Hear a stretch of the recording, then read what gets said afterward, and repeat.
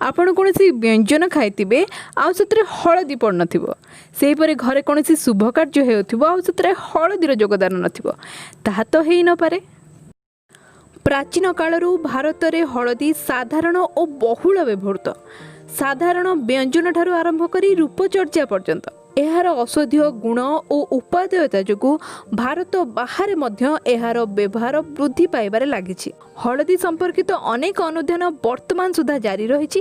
जेपरि निकट अतीत में वाशिंगटन गवेषक दल मैंने अनुधान कर प्रकाश करते प्रत्येक अध चामच शुद्ध हलदी सहित 1 ग्लास नख उषुम क्षीर में मिसाई पी पारे तेबे कर्कट भली रोगरू बर्ती हेब कारण कर्क्यूमिन तत्व ही कर्कट रोधी भाव शरीर में काम करता। सेहीपरि हलदी क्षीर अन्य सब फायदा जानापी यही संपर्कित आमर अन्य एक भिडियोटी देखिपारे जहाँ को आप आई बटन रे क्लिक कर पाइपर। तेबे हलदीर अनेक आध्यात्मिक और औषधीय उपादेयता रही किंतु आम आज एठारे औषधीय गुण और हलदीर व्यवहार संपर्क में जानिबा। हलदीर नेचुरल एंटी इन्फ्लेमेटरी गुण पाई यह शरीर को विभिन्न हानिकारक जीवाणु बीजाणु भाइरस ठारू रक्षा करे। हृदरोग और कैंसर परि रोग हेबार आशंका मध्य कम करिथाए।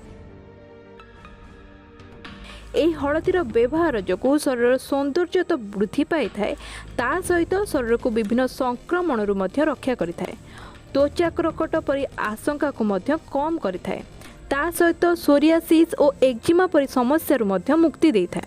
बयसाधिक आल्झाइमर बा फुली जावा परि समस्या देखा जाए तेणु ए क्षेत्र में हलदीर व्यवहार मस्तिष्कर शक्ति वृद्धि करिबारे सहायक होता है। तेणु जदि हलदी खाउचंदी तेबे चेष्टा करंतु शुद्ध हलदी गुंड खाइबाकू। व्यंजन व्यतीत हलदी को सामान्य उषुम पानी रे बा उषुम क्षीर रे मध्य खाइ परिबे। महौषधी हलदी एक वरदान सदृश याकू निज खाद्यचर्या ग्रहण करंतु सर्वदा सुस्थ और निरोग रुहंतु। सेपरि अनेक वीडियो देखिए आम चैनल को सब्सक्राइब करंतु लाइक करंतु और आपण मतामत को हमको कमेंट माध्यम रे जणातु। तेबे रहूची नमस्कार।